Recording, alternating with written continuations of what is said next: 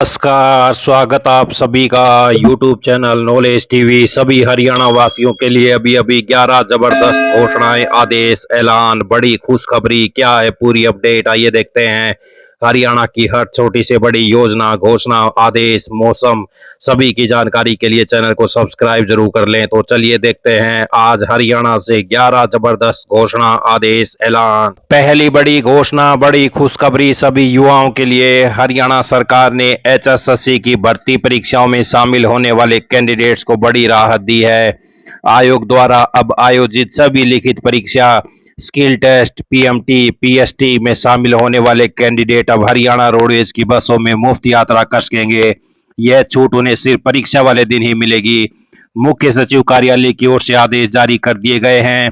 आयोग के चेयरमैन द्वारा एक्स अकाउंट पर जानकारी डाल दी गई है। आदेश जारी कर दिया गया है।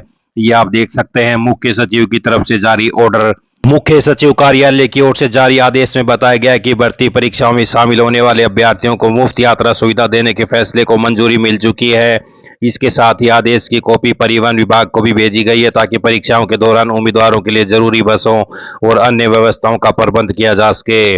विभाग को पहले से देनी होगी परीक्षा की सूचना। आदेश में यह भी कहा गया है कि परीक्षा कार्यक्रम की जानकारी परिवहन विभाग को समय रहते उपलब्ध कराई जाएगी ताकि परीक्षा के दिनों में अभ्यर्थियों के लिए पर्याप्त बस और अन्य आवश्यक व्यवस्थाओं का इंतजाम किया जा सके। तो वहीं पीएसटी के युवाओं के लिए एक और बड़ी अपडेट है। एचएसएससी चेयरमैन ने कहा है कि पीएसटी के दौरान अभ्यर्थियों की दौड़ का समय इलेक्ट्रॉनिक सिस्टम से रिकॉर्ड किया जाएगा। जैसे ही कोई अभ्यर्थी दौड़ पूरी करेगा उसका समय तुरंत स्क्रीन पर दिखाई दे जाएगा।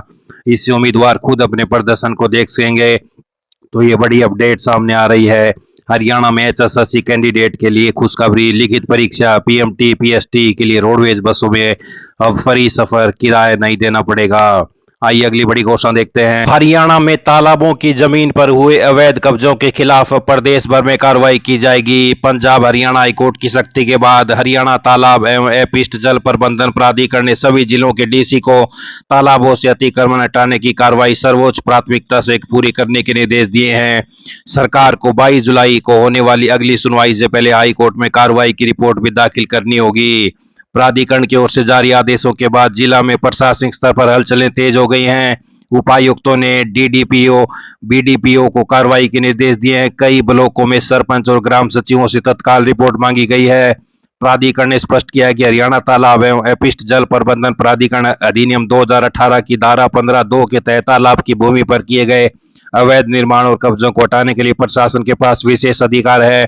इसके तहत अवैध ढांचों को हटाने के लिए लंबी कानूनी प्रक्रिया की आवश्यकता नहीं होगी। सभी जिलों को अपने क्षेत्र के तालाबों की वर्तमान स्थिति, अतिक्रमण की जानकारी और अब तक की गई कार्रवाई की समेकित रिपोर्ट मुख्यालय भेजने के निर्देश दिए गए हैं। अधिकारियों को चेतावनी दी गई है कि मामले में किसी भी स्तर पर लापरवाही बर्दाश्त नहीं की जाएगी। मामले की अगली सुनवाई 22 जुलाई को निर्धारित है। तो प्रदेश में तालाबों से अवैध कब्जे हटेंगे।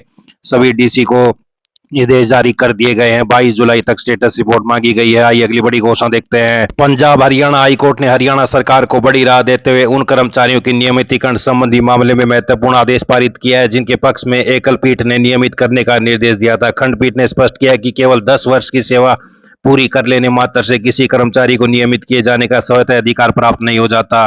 प्रत्येक कर्मचारी के मामले की अलग अलग जांच करनी होगी और यह देखना होगा कि वह संबंधित नियमितीकरण नीति की शर्तों को पूरा करता है या नहीं। तो 10 साल तक की नौकरी नियमित करने का अधिकार नहीं, सभी शर्तें पूरी होंगी तभी नियमित होंगे। राज्य की ओर से कोर्ट में कहा गया कि किसी कर्मचारी द्वारा 10 वर्ष की सेवा पूरी कर लेना अपने आप में नियमितीकरण का आधार नहीं हो सकता। नियमितीकरण तभी संभव है जब कर्मचारी सरकार द्वारा बनाई गई नीति के दायरे में आता हो और उसकी सभी शर्तें पूरी करता हो। तो ये बड़ा आदेश जारी। आइए अगली बड़ी घोषणा देखते हैं। हरियाणा में विशेष गहन पुनरीक्षण एसआईआर सोमवार से शुरू होगा। इसकी पूरी तैयारी कर ली गई है। 21,000 कर्मचारियों व अधिकारियों की ड्यूटी लगाई गई है।